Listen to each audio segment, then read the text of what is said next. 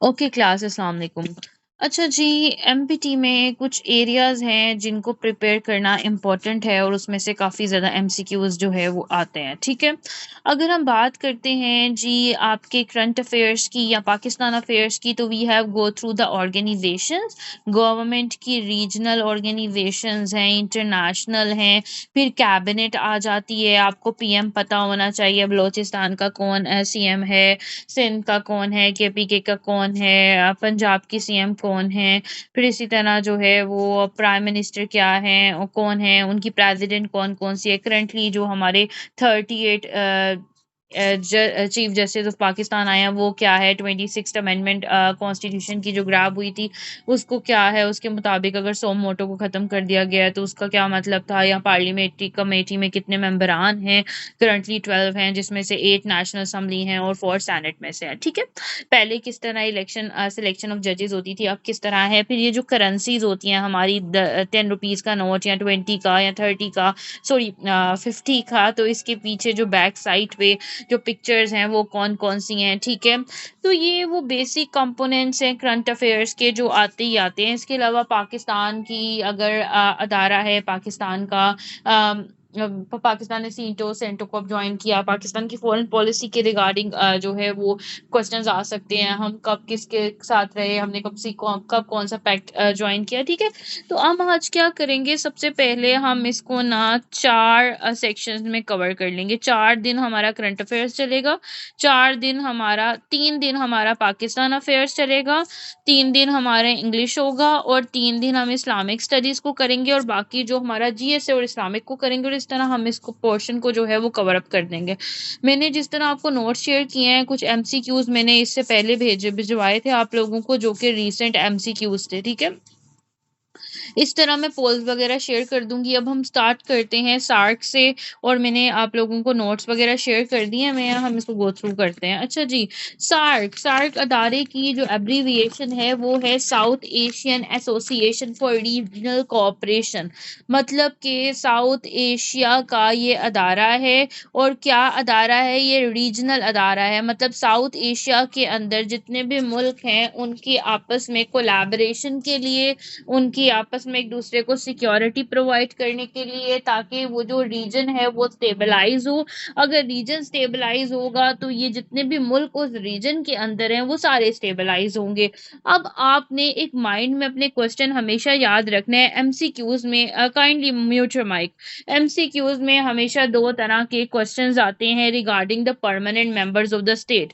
या तो एग्जामिनर आपको कहता है कि परमानेंट मेंबर्स कौन से हैं उस अदारे के, चाहे वो जो मर्जी अदारा पूछे, एससीओ पूछे, सार्क पूछे, आसियान पूछे, यूएन पूछे, या वो कहते हैं फाउंडेड मेंबर्स कौन से हैं।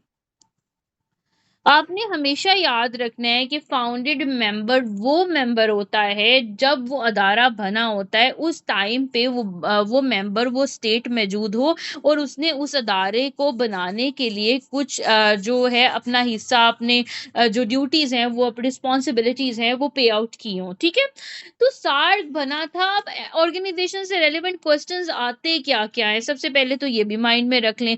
वो आपसे ये पूछ सकता है वो अदारा जो है वो कब बना था, कब फाउंडेड हुआ था, किसने उसे फाउंड किया था, उसके परमानेंट मेंबर्स कौन से हैं, अभी करंटली अगर कोई मेंबर उसमें आया है तो वो कौन सा है, फाउंडेड मेंबर्स कितने हैं, उसका हेडक्वार्टर कहाँ पे है, उसका करंट जो सेक्रेटरी जनरल है वो कौन सा है। तो सेक्रेटरी जनरल चेंज होते रहते हैं, तो आपने जब भी अदारों को पढ़ना है, फिर समिट्स का ऑब्वियसली पूछा जा सकता है कि करंट समिट किसी अदारे की अगर हुई है तो वो कौन सी हुई है, कहाँ पे हुई है, उस समिट का जो मेन टाइटल था, लोगरिथम था, वो क्या था, उसमें अगर कोई मेंबर ऑफिशियल बना है तो कौन बना है। जैसे कि हमने देखा कि जब शंघाई कोऑपरेशन बनी थी जो चाइना की है, उस टाइम पे ईरान चाइना का मेंबर नहीं था, पाकिस्तान भी नहीं था, इंडिया भी नहीं थे, ठीक है? लेकिन they are now all are the members, permanent members of SCO right now ना।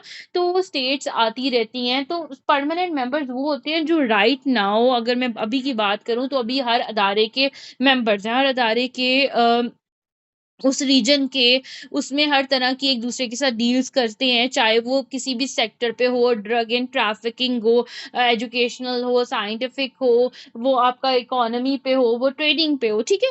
लेकिन फाउंडेड मेंबर्स वो मेंबर्स होते हैं कि जब वो अदारा बैक में बना होता है ना, जिस सन में, जिस हिस्टोरिक टाइम पे वो जो ऑर्गेनाइजेशन है वो बनी होती है, उस टाइम पे जो मेंबर्स, जो स्टेट्स उसको बनाने के लिए खड़ी होती हैं, वो उनकी फाउंडेड मेंबर्स होती हैं। तो आपने हमेशा याद रखना है, कभी भी कंफ्यूज नहीं होना कि फाउंडेड मेंबर्स और परमानेंट मेंबर्स के दरमियान में क्या डिफरेंस है।